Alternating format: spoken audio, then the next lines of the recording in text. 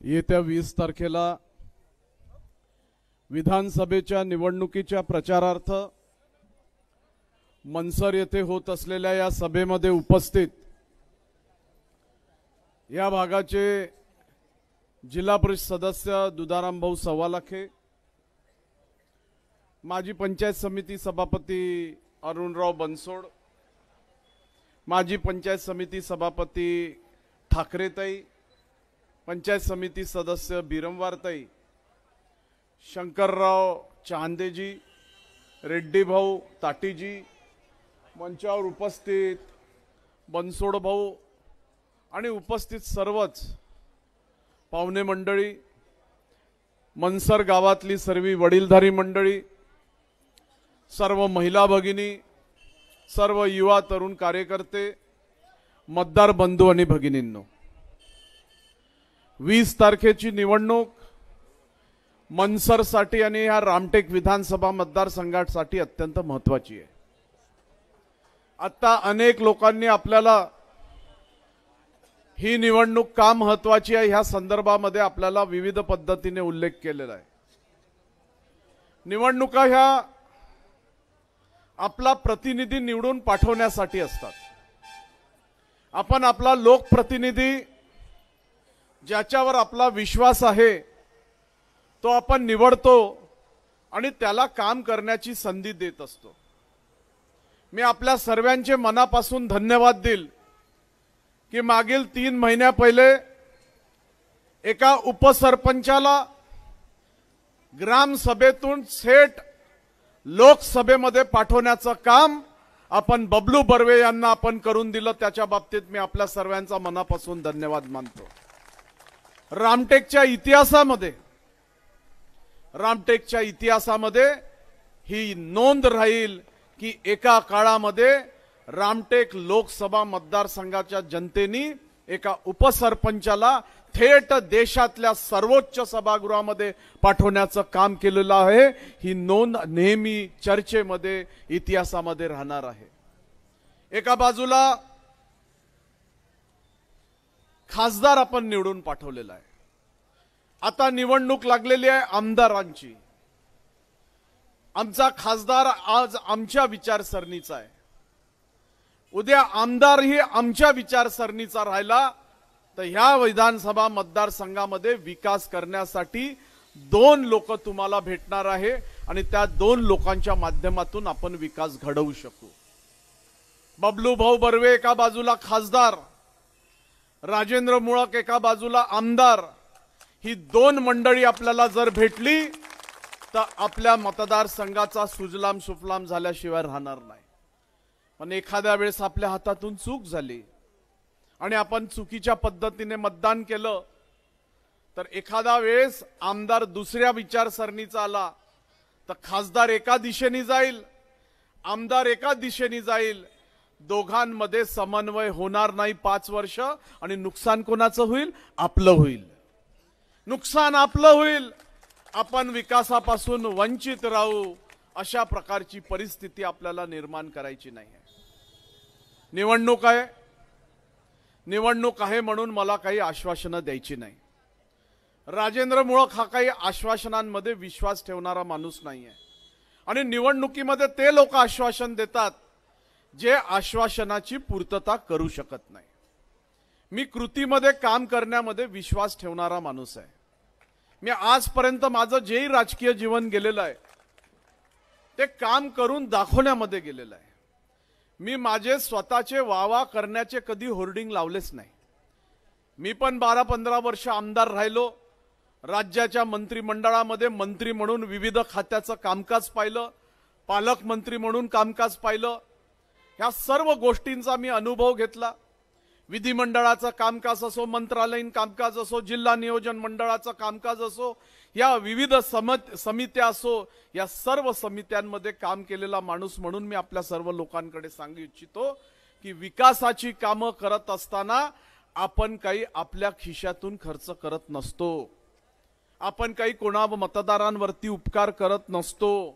कारण मतदार तुम्हाला निवडून याच्यासाठी पाठवतात की तुमच्या घामाचा पैसा जो टॅक्सच्या रूपाने तिजोरीमध्ये जातो, त्याला व्यवस्थित खर्च करण्यासाठी तुम्ही प्रतिनिधी निवडून पाठवत असता।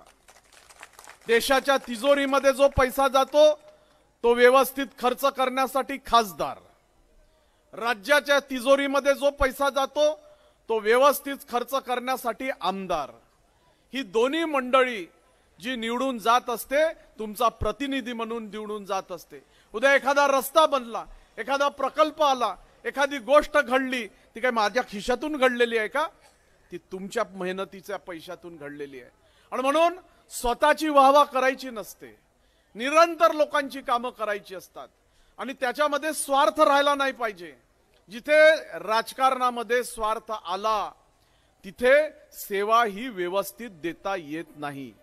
आणि म्हणून मी माझ्या राजकीय जीवनामध्ये कधीही स्वतःचे होर्डिंग लावले नाही, कधी भूमिपूजन केलं नाही, मला जमतच नाही। या भूमिपूजनांच्या भानगडीत मी कधी पडलो नाही। नाहीतर काय होते, त्या बोर्ड लावला भूमिपूजनाचा दुधाराम भाऊ, आणि जर एखाद्या वेळेस काम नाही झालं, अरे यार राजेंद्र बाबूंनी आता 4 महिने झाले भूमिपूजन करून ठेवलं, अजूनपर्यंत काम नाही सुरू झालं। या भानगडीतच नाही पडायचं। मी जेव्हा आमदार होतो मी त्या अधिकाऱ्याला सांगायचो की अरे कॉन्ट्रॅक्टरला कॉन्ट्रॅक्ट झालेला आहे का, त्याला वर्क ऑर्डर झाला का? हो साहेब, त्याला वर्क ऑर्डर झाला। कॉन्ट्रॅक्टरला विचार तो मटेरियल केव्हा टाकणार आहे, लेबरच्या झोपड्या केव्हा लावणार आहे, आणि ज्या दिवशी तो मटेरियल टाकेल आणि झोपडी लावेल आणि स्वतः आपली पूजा करून काम सुरू करेल, त्या दिवशी मी भूमिपूजन करायला जात होतो। एकदा काम सुरू केलं, संध्याकाळी लोकांना दिसलं पाहिजे की मुळक साहेब आले होते, नारळ फोडून गेले आणि संध्याकाळपासून काम बघायला आपल्याला भेटत आहे। त्या पद्धतीचा आपल्याला विकास करायचा आहे, लोकांचा विश्वास आपल्याला जिंकायचा आहे। निवडणुका कायम असतात। आता लोकसभेची निवडणूक झाली, आम्ही तुमच्याकडे मतं मागायला आलो। आज विधानसभेची निवडणूक आहे, मी स्वतःसाठी मतं मागायला आलो। उद्या जिल्हा परिषद येईल, पंचायत समिती येईल, ग्रामपंचायत येईल, बाजार समिती येईल, खरेदी विक्री येईल। निरनिराळ्या निवडणुका 5 वर्ष सतत चालत असतात आणि निवडणुका चालत असताना सतत तुमच्याकडे मतं मागायला यायचं आहे। सतत मतं मागायला तोच व्यक्ती येऊ शकतो जो दिलेला शब्द पूर्ण करत असतो। माझ्या हातातून चूक झाली, खासदार साहेबांच्या हातातून चूक झाली, परिणाम कोणाला भोगावा लागेल? परिणाम ह्या कार्यकर्त्यांना भोगावा लागेल। उद्या यांची जिल्हा परिषदची निवडणूक येईल, कोणाची ग्रामपंचायतच्या सरपंचाची निवडणूक होईल आणि आम्ही प्रचारामध्ये गेलो, या तुम्ही लोक प्रचारामध्ये गेले, लोक काय म्हणतील, अरे यार तुमचा खासदारांनी तर कामच नाही करत, तुमचा आमदार तर काही कामच नाही करत, मग आम्ही तुम्हाला जिल्हा परिषदमध्ये कशाला मतं टाकायची, तुला ग्रामपंचायत सरपंच काऊन बनायचं? आम्ही जर चुकलो तर खालची पुरी सिस्टम चुकेल, म्हणून आम्हाला दक्ष राहणं अत्यंत आवश्यक असतं। आणि म्हणून ही निवडणुका ह्या ज्या निरंतर प्रक्रिया आहे या चालत राहतात, यासाठी की माणूस सजग राहतो आणि म्हणून माणसाचं नेहमी पाय जमिनीवर राहायला पाहिजे। मी आपल्या सर्व लोकांना या निवडणुकीच्या माध्यमातून विनंती करण्यासाठी आलेलो आहे। मला आज सबंध पक्षाच्या लोकांचा धन्यवाद द्यायचा आहे। माझ्यासोबत माननीय सुनील केदार साहेब ज्या दिवशी मी उमेदवारी अर्ज सादर केला त्या दिवशी माझा अर्ज भरायसाठी आले, आपल्या भागाचे खासदार साहेब आले, सर्व जिल्हा परिषद, पंचायत समिती, ग्रामपंचायतचे सरपंच जागोजागून लोक आले। इथपर्यंतच नाही तर राष्ट्रवादी काँग्रेस असेल, उद्धव बाळासाहेब ठाकरे गटाचे बनसोड साहेब कुठे आहे तुम्ही? हे बसलेले आहे। उद्धव बाळासाहेब ठाकरे गट, एनसीपी, काँग्रेस, तिकडे प्रहार जनशक्ती पार्टीचा आपला रमेश कारेमोरे तर मशीन गनच घेऊन फिरून राहिला, रोजचे रोज भाषण दनादन चालू आहे त्याचे। गोंडवाना गणतंत्र पार्टी मला समर्थन दिलेलं आहे। आता थोड्या वेळ पहिले बिरसा ब्रिगेडनी मला समर्थन दिलं। आपचा जो आज पक्ष आहे, जो देशामध्ये दिल्लीमध्ये ज्यांची सरकार आहे, त्यांनी समर्थन दिलं। मी सर्व लोकांचं समर्थन घेऊन तुमच्या समोर मतं मागायला आलेलो आहे। हा एवढा मोठा ओझा आज माझ्या डोक्यावरती आहे। माझ्या हातातून जर काही चूक झाली तर ह्या सर्व लोकांची मान खाली पडणार आहे, कारण की ह्या सर्व लोकांनी आपलं राजकीय जीवन आज उंबरठ्यावरती ठेवून माझ्यासाठी काम ही सर्व मंडळी करत आहे। आणि म्हणून मी आपल्याला सर्वांना विश्वास देतो, अनेक विकासाची कामं या मतदारसंघातली आहेत जी आपल्याला घडवायची आहे। हा भाग जरा आपण जर विचार केला तर मोठ्या स्वरूपात कास्तकार ह्या भागामध्ये आहे. ह्या भागामध्ये जर आपण गेलो तर धान उत्पादक शेतकरी आहे, तिकडे आपण गेलो तर कापूस उत्पादक शेतकरी आहे, सोयाबीन उत्पादक शेतकरी आहे, मिरची उत्पादक शेतकरी आहे. या सर्व शेतकऱ्यांचे निरनिराळे विषय आज आपल्या सर्व लोकांच्या समोर आले.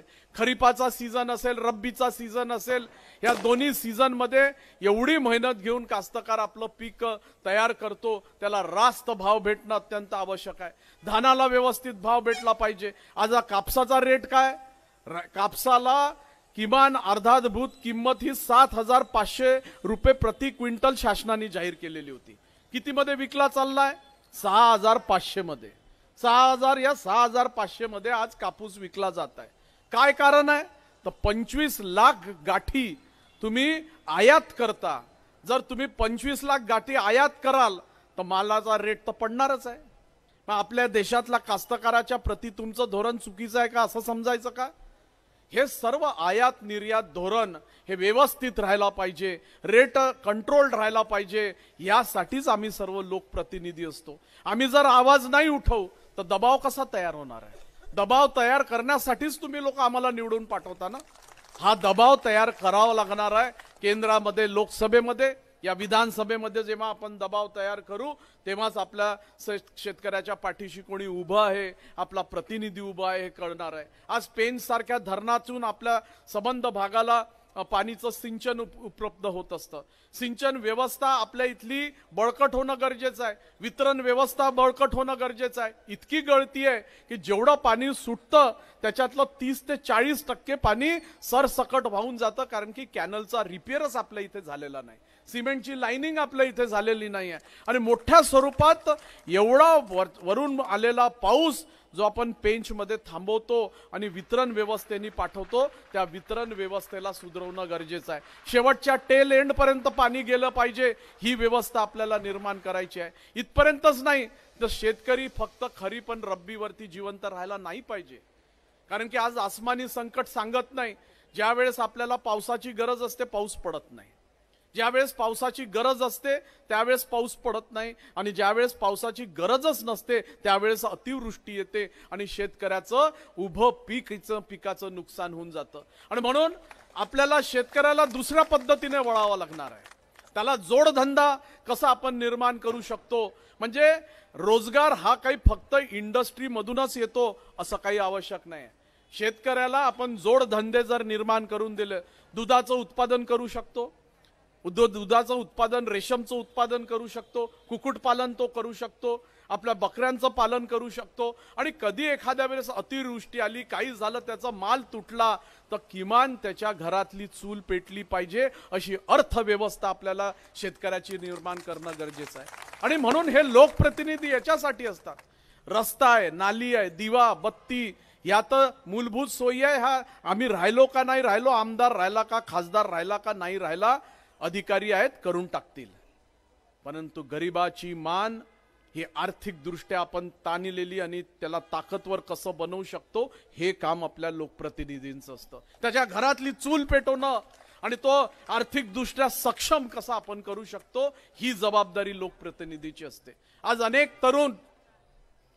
अनेक तरुण मोठ्या आशेने राजेंद्र मुळककडे पाहत आहे, मोठ्या आशेने पाहत आहे की उद्या राजेंद्र मुळक निवडून आला तर आमच्या हाताला कुठेतरी काम भेटू शकतं. एवढ्या आशेनी आणि एवढ्या आशावादी पद्धतीने आमच्या भागातला तरुण माझ्याकडे बघत आहे. इंडस्ट्री काही अशीच येते का? इंडस्ट्री काही अशीच येते? इंडस्ट्री अशी येत नाही. इंडस्ट्री कोणाची राहते? हा दुकानदार आहे इथे बाजूला, हा दुकान मालक व्यावसायिक आहे. तो कशासाठी बसलाय तिथे व्यवसाय करायला? की त्याला 2 रुपये भेटले पाहिजे. तो जो काही पैसे टाकेल त्या पैशातून जो काही त्याचा खर्च होईल त्याच्यातून जे काही 2 रुपये वाचतील ते वाचण्यासाठी तो 2 रुपये टाकून आपलं जीवन ह्या दुकानाच्या भरोश्यावर चालवतो. तशीच इंडस्ट्री राहते. कोणचा एखादा प्रकल्प आला आणि कोणी बिझनेसमॅननी एखादी इंडस्ट्री टाकली, या प्रकल्प टाकला, तर तो काही धर्मशाळा नाही आहे त्याची. त्याला जोपर्यंत 2 रुपये भेटणार नाही, अरुण भाऊ कशाला टाकणार आहे तो? आणि त्याच्यासाठी तुम्हाला तशा प्रकारचं वातावरण निर्माण करावं लागतं. आज आपल्या भागामध्ये तशा प्रकारचा आज नॅशनल हायवे आहे, आपला रेल्वेची सायटिंग आहे, उद्या जर एखाद्या इंडस्ट्री आली इथे तर त्याचा कच्चा माल तिथपर्यंत पोहोचण्यासाठी रेल्वे सायटिंग लागते. त्याचा माल जेव्हा तो तयार होतो तो ट्रान्सपोर्ट होऊन लवकरात लवकर मार्केटमध्ये गेला पाहिजे, याच्यासाठी रेल्वे सायटिंग लागते, त्याच्यासाठी नॅशनल हायवे लागतात. अशा प्रकारचं सर्व वातावरण ज्यावेळेस तयार होतं त्यावेळेस कोणी इंडस्ट्रीवाला येतो की चला बा या भागामध्ये आपल्याला कमी दरामध्ये जमीन भेटेल, लेबर लवकरात लवकर उपलब्ध होऊन जाईल, कारखाना चालवण्यासाठी अधिकारी आणि कर्मचारी भेटून जातील आणि ते सर्व भेटलं तर आपली इंडस्ट्री चालेल आणि ती इंडस्ट्री चालली तर तुमच्या घरातली चूल पेटणार आहे. आणि ह्या पद्धतीने आपल्याला वातावरण निर्माण करावं लागणार आहे. मी उद्या निवडून आलो समजून घ्या, तर काय माझ्या हातात जादूची छडी आहे का? गोल गोल घुमवली आणि सर्व काही हिरवं रान होऊन जाईल? नाही, हे शक्य नाही आहे. त्याच्यासाठी प्रयत्नांची पराकाष्ठा करावी लागते आणि ती प्रयत्नांची पराकाष्ठा जर आपण करू तरच हे सर्व साध्य आपण करू शकू. मी आमदार राहिलो उमरेड मतदारसंघाचा. मला माहित आहे, मी 2004ला निवडून आलो त्यावेळेस माझी इंडस्ट्रियल इस्टेट जस्ट एक ग्रोथ सेंटर म्हणून नावाने होतं, उमरेड ग्रोथ सेंटर. आज दुधाराम भाऊ तुम्हाला सांगतो, टाटा पॉवरचा प्लांट आहे, स्टील प्लांट आहे, सूतगिरण्या आहे, इन्या प्रकारचे प्लांट आहे. इथली स्थिती अशी निर्माण झालेली आहे तिथली का आज आता नवीन जागा नवीन अधिग्रहण करावी लागत आहे, कारण की जागा उपलब्ध नाही. एवढी मोठी इंडस्ट्रियल इस्टेट तयार झालेली आहे आणि ती एका दिवसात नाही झाली. मलाही खूप पापड बेलावे लागले राज्य शासनाकडे, अमुक टमुक करत करत इंडस्ट्रीवाल्यांची मीटिंग घेतली, त्यांना अट्रॅक्ट केलं, त्यांना जी रेट बरोबर मिळवून दिले आणि त्यानंतर ह्या सर्व गोष्टी घडलेल्या आहे. म्हणून हे प्रयत्न करणं गरजेचं आहे आणि ते करण्यासाठी ही निवडणूक आपल्याला सर्व लोकांना लढायची आहे. माझी आपल्या सर्व लोकांना हात जोडून विनंती आहे की या निवडणुकीच्या माध्यमातून तुम्ही आपला लोकप्रतिनिधी निवडून पाठवणारा. काही लोक येतील आता मतं मागायला, काही यामध्ये असेही उमेदवार उभे केलेले की राजेंद्र मुळकचे मतं कसे कापता येतात. म्हणजे 1, 2, 4 उमेदवार उभे करून टाकायचे समविचारी पद्धतीचे आणि त्यांनी मतं घेतले का माझं काम जमून जाते. आणि आजपर्यंत यांचं काम असंच जमलेलं आहे अरुण भाऊ, आमच्यामध्ये फूट टाकायची आणि निवडून यायचं, अशा पद्धतीने हे लोक निवडून आलेले आहे. आज जे काही मामा भांजे जे काही असेल ते, पण मी तुम्हाला सांगतो, मी एवढा फिरून राहिलो, आज माझा 10वा दिवस आहे. मी शांताताईच्या जिल्हा परिषद सर्कलमध्ये गेलो, तिकडे करवई, वडंबा, देवलापार, पथरई सर्व भागामध्ये फिरलो. इकडे बोथिया पालोऱ्यापासून तर उमरीपासून तर नवेगाव चिंचदा झालं, तिकडे कोलीत मारायला गेलो, आपला करंबाड झाला, दहेगाव जोशी झाली, तामसवाडी झाली, पालोरा झाला, ह्या भागाचा आंबडीपासून तर सीधा गोंडेगाव पर्यंत इकडे चाचर खंडाळा सर्व भागामध्ये गेलो. प्रचंड वातावरण तापलेलं आहे. मी तुम्हाला सांगतो, तुम्ही तर मुख्य बाजारपेठा, तुमच्याकडे रोजच्या रोज खबर येत असेल. यावेळेस लोकांनी ठरवून घेतलेला आहे, बदल करायचा म्हणजे करायचाच, ठरवलेला आहे लोकांनी. प्रचंड उत्साह आहे. मी एवढा उत्साह माझ्या जीवनामध्ये कधी पाहिला नाही, कारण की मी आजपर्यंत जेव्हा जेव्हा निवडणूक लढलो चिन्हावर लढलो. मला 0 पासून सुरू करावं लागलं ना. माझी बॅट आहे, झिरो बॉल पासून माझा रन सुरू झाला ना का. हो, 1 नंबर म्हणजे 0वर रन बॅटिंग करत करत करत करत तर इथपर्यंत पोहोचलो. तर एवढे लोक जमा झाले, नाही तर अपक्ष माणसाला ऐकायला कोण येते आणि एवढं समर्थन भेटते का. हे पाहा ना, पुरी काँग्रेस दिसून राहिली, राष्ट्रवादी दिसून राहिली, तिकडं उबाटा दिसून राहिला, त्याचा उमेदवार उभा असतानाही हिम्मत करून आला बापू तू. अरुण भाऊ धन्यवाद तुझे. आणि आपले इथून अर्ध्या किलोमीटरवर ज्यांचं गाव आहे, घर आहे उजव्या हातावर, भारतीय जनता पार्टी पण माझ्यासोबत आहे बाबू. असं काऊन करता. शिवसेना, भारतीय जनता पार्टी, हे सर्व का होत आहे, का होत आहे, का ही सर्व पक्ष चिडलेले आहेत, का अशा प्रकारचं वातावरण निर्माण झालेलं आहे. हे वातावरण ह्यासाठी निर्माण झालेलं आहे की कुठेतरी आपल्याला 20 वर्षामध्ये त्रास झालेला आहे, आपल्याला तो त्रास भोगावा लागलेला आहे. म्हणून हे सर्व तुफान निघालेलं आहे उठून. आणि हे सर्व लोक माझ्या पाठीशी, मी तुमचे सर्वांचे शतशः धन्यवाद देतो. एवढा मोठा ओझा माझ्यावर टाकलेला आहे तुम्ही सर्व लोकांनी, सर्व पक्षाच्या नेत्यांनी, की एका अपक्ष माणसाच्या पाठीशी आपली पक्षाची बाजू सोडून. मी तर खासदार साहेबाचे, सुनील केदार साहेबाचे धन्यवाद देतो. मला ते काँग्रेसमध्ये आहे, काँग्रेसमध्ये असताना, महाविकास आघाडीमध्ये असताना एका आघाडीच्या उमेदवाराला बाजूला सरून कोणी येते का. नाही येत कोणी. तुम्ही खूप मोठी हिंमत केलेली आहे. तुमची मुंडी कोणाची खाली पडणार नाही, हा राजेंद्र मुळक तुम्हाला शब्द देतो, कधी पडणार नाही। मी एवढे वर्ष रामटेकला माझा जनता दरबार राहते। रामटेकच्या तहसीलच्या समोर माझा खाली ऑफिस वरती घर आहे। दर सोमवारी लोक भेटायला येतात मला, दर सोमवारी। काही ना मनसरचे काही लोक आले असेल, इकडचे तिकडचे येतात। रडत आलेल्या माणसाला हसत पाठवण्याचं काम राजेंद्र मुळकनी केलेलं आहे। इथून सकाळी जातो देवलापारला बसतो, 10 वर्ष झाले देवलापारला ऑफिस उघडलं, तिथे बसतो, तिथे आलेल्या लोकांची कामं करतो। पारशिवनीला जातो, तिथे आले तिथल्या लोकांची कामं करतो। तिकडे झाला वेळ, प्रसंग आला तर तिथे जातो, आपल्या कनानला, चाचेरला, सर्व जागी अस्थापना करून ठेवलेला बसतो। तुम्ही 20 वर्ष एवढे या भागाचं प्रतिनिधित्व करत होते, तर तुम्ही हे प्रतिनिधित्व करत असताना तुम्ही का वेळ दिला नाही? आमचा मशीन गन आलेली आहे, रमेश भाऊ कारेमोरे, टाळ्या वाजून त्याचं स्वागत करा। आणि मशीन ये रमेश भाऊ, तू यासाठी मी भाषण लांबवलं। बस बस बस, अब आएगा मजा तुम्हारे को भाषण सुनने।